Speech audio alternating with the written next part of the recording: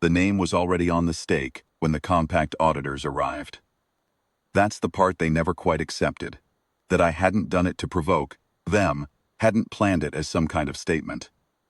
I was out past the edge of the registered registry, 46 hours from the nearest relay point, and I had no catalog code, because the compact had never assigned one to ground that no instrument of theirs had ever touched. I drove stake 7 into the chalk-white regolith, with a mallet and a steel collar lock, same as I'd done with stakes 1 through 6, and then I looked at the shaft and understood the problem. The compact's auditing system would scan the tag slot, find it empty, kick the claim back as unpossessable. So I took my field knife and scratched my name into the polymer, Davenor, teen characters in the shaft, just below the collar lock, cut about 2 millimeters deep. It took 4 minutes. The knife away and kept working. That was the whole of it, no ceremony. The sun, this world's sun, pale and wide, the color of old bone, sat directly overhead and threw almost no shadow. The regolith was fine enough to drift when I breathed too hard near the surface. I had 6 more transect lines to run before the light dropped below the ridge, and I needed to eat something before my blood sugar bottomed out. I wasn't thinking about the compact. I was thinking about the transect data. The compact arrived on day 4. 2 auditors in a Vithani survey crawler, matte gray, no markings I recognized. The Vithani are a compact species, physically, wide-shouldered, 4-armed, with a secondary set of manipulators folded against the chest that they use for fine instrument work. These 2 wore the ochre vests of the Survey Authority and carried handheld registry scanners the size of a small brick. I watched them come across the plain from about 300 meters out, their crawler's suspension throwing chalk dust in low plumes. I was sitting on my sample case, eating a compressed ration bar, and I didn't stand up. The senior auditor, I learned later her designation was Assessor 3rd Muriel Vosk, though she didn't introduce herself, walked to stake 7, held the scanner against the tag slot, and waited. The scanner chimed once. Then it produced a sound I hadn't heard a scanner make before. A long descending tone, almost mournful, the sound a system makes when it encounters input it wasn't designed to receive. She read the shaft. Then she read it again. I watched her secondary manipulators curl and uncurl against her chest, which I would later learn was a Vithani reflex for cognitive disruption. Partner said something in compact standard that my translation bead rendered as, "There is a name on this." "Yes," I said. The assessor straightened. Survey Authority, Compact Statute 14C, requires all claim markers to bear a registered catalog code in the primary tag slot. This marker bears a personal identifier that does not correspond to any entry in the registry. "I don't have a code," I said. "This ground doesn't have a code. The registry ends at the Sorhan boundary line, 412 kilometers north of here. I'm past it." "Then you cannot file a claim." "I can file a claim. I have the data." I held up the survey tablet. 16 transect lines, core samples at 20-meter intervals, atmospheric and spectral readings, subsurface density scan at 4 depths. "You want to look at it?" Neither of them answered immediately. Assess Vosk's scanner was still pointed at the stake, as if she expected the name to resolve itself into a code if she held the instrument there long enough. I finished the ration bar and put the wrapper in my jacket pocket. "The marker must be removed," Vosk said. "It cannot stand as a valid claim marker under compact statute." "You can pull it if you want," I said. "But I'll drive it back in when you leave. I've got a spare mallet." The secondary auditor said something to Vosk in rapid compact standard, too fast for my translation bead to catch cleanly, but the bead rendered fragments registry error, category undefined, cannot assign, cannot deny. Vosk answered briefly.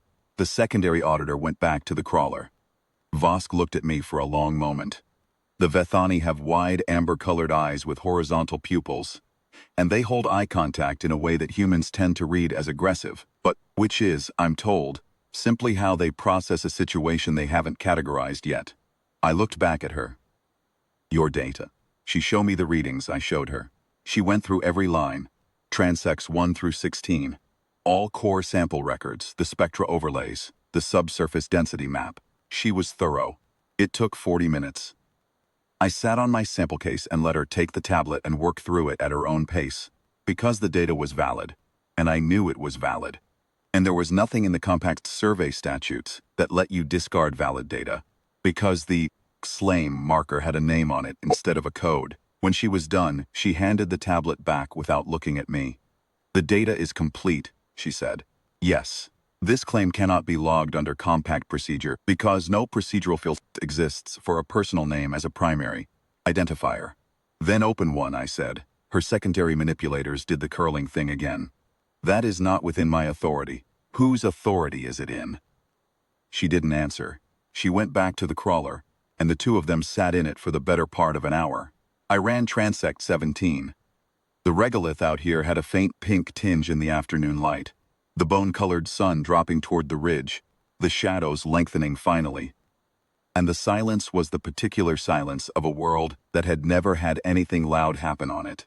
Not in any recorded time. The crawler door opened. Vosk walked back to stake 7. She scanned the shaft again. La scanner produced the long descending tone again. "I am filing an emergency registry expansion request under Survey Compact Article 31, she said. "The request will cite an uncategorized primary identifier on a first contact claim in unregistered territory. The Compact Registry Board will convene to determine how to process this entry. Until that determination is made, I am placing a hold flag on this stake, which means it cannot be removed by either party." "All right," I said. "Process will take between 40 and 90 standard days." "I'm not going anywhere," I said. "I have 8 more transect lines." She looked at me. Then she looked at the stake, at the name scratched into the pale gray polymer, 2 millimeters deep, 14 characters, cut by a field knife on a world no one had ever named. "I don't know what she was categorizing. I don't know what field she filed it under," she said. "You named it after yourself." "No," I said. "I named the stake after myself. The world doesn't have a name yet." I thought about it for a moment, though I suppose I could. The crawler left. I ran Transect 18 in the last of the afternoon light and set up my shelter against the ridge before the temperature dropped. The registry board convened in 53 days. They created a new primary identifier field, personal claimant designation, non-code. They entered it into the Compact's survey statute as a valid marker type for first contact claims in unregistered territory, citing the specific case of stake 7 on the world that the registry now lists in their own records under the name I gave it 3 weeks later. I don't know if Assessor Vosk voted for the change or against it. I don't know how they argued it among themselves. What language they used for a category that had never needed to exist before. I know the claim was registered. I know the stake is still in the ground. The hold flag was lifted when the statute changed, and under the new rule there was no basis to pull it. I know that somewhere in the Compact's registry there is an entry with no catalog code in the primary field, just a name, 14 characters, logged exactly as it was scratched. Davin Orr. The world's name is in the field below it. I picked something simple. Something that would survive being read aloud in a dozen different species phonetics without turning into noise. It's a small word. It means, roughly, that something was here. The stake is still there. The name is still on it. In a universe that runs on codes and catalogs and assigned designations.